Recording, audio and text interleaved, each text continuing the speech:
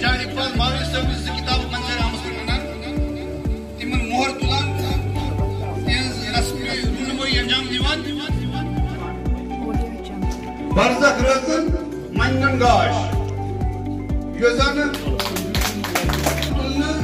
नवी दबित किताबी योजन तहरीर जावेद इकबाल मावरी साहब मुअज़्ज़ज़ बख्शन हिंदे मुबारक अता हुसैन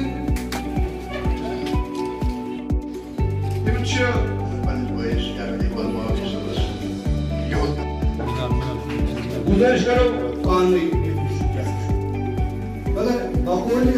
शहनाज बशीर साहब शेखुल आलम जोन गाना मोहब्बत लोल छामा शोक बाबा मोहब्बत लोल मदीन हाजनी पे डॉक्टर अजीज हाजनी साहब ताम यम शख्सियात दौरान गुजरी किताब मुतलिक किताब वुचम कि मगर ये किताबी शाद साहबन तो शहनाज रशीद साहबन तो अमीर साहबन लिखमुत कि यह कबूल तो बे शहनाज साहबन यह सेंटेंस कि अम नारस मज वोट लगित यह तुथ मुहावरा कि इंसान कशर बह वन यम खुदकशी कर्म वो या अपोर गया यपोर गो जान खुदा पन सर्फ गर मज द्रोन अथ अद या टॉपिक या सर्फ तल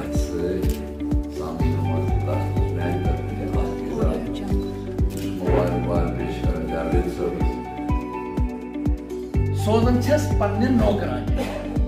दपान वरी बहमोज तो वो कि सन जबान कचा मावरती एतबार कदावर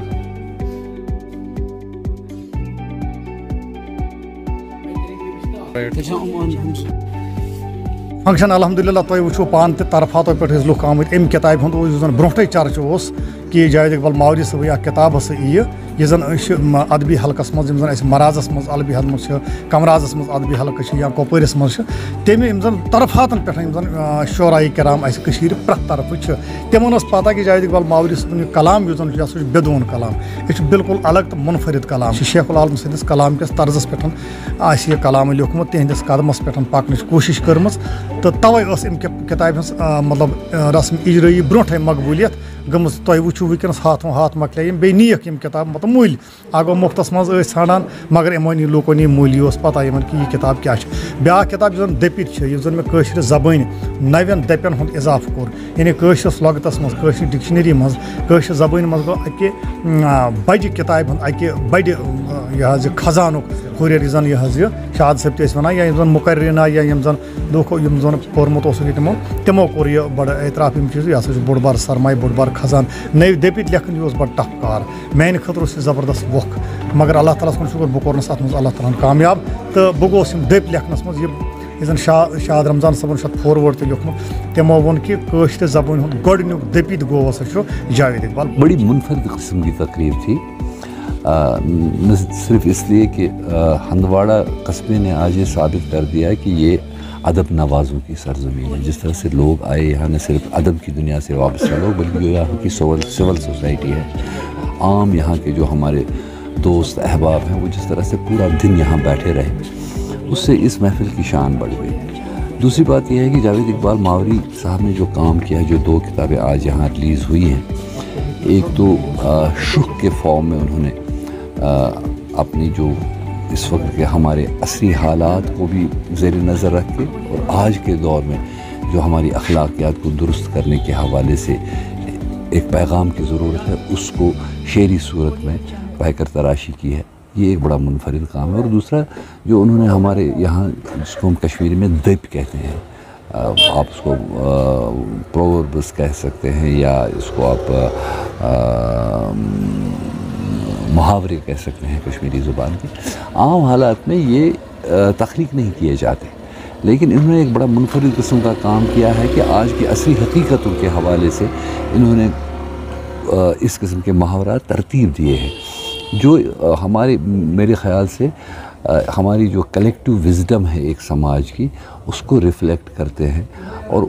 ये पहली बार होगा शायद कि किसी ने इसको तख्लीक करके हम तक पहुंचाया है किताबी सूरत में। और मुझे यकीन है कि जो हमारी नौजवान नस्ल है वो इस किस्म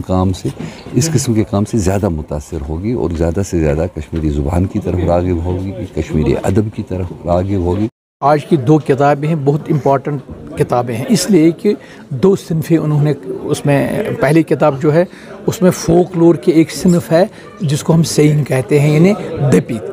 तो उसमें उन्होंने मेरे ख़्याल से 100-200 सेइंग्स उनको फिर से तख्लीक की है और तख्लीक करके उनको शाया किया है किताबी सूरत में, इसलिए मेरे ख्याल से एक अहम किताब है। दूसरा ये है कि शेखुल आलम के बाद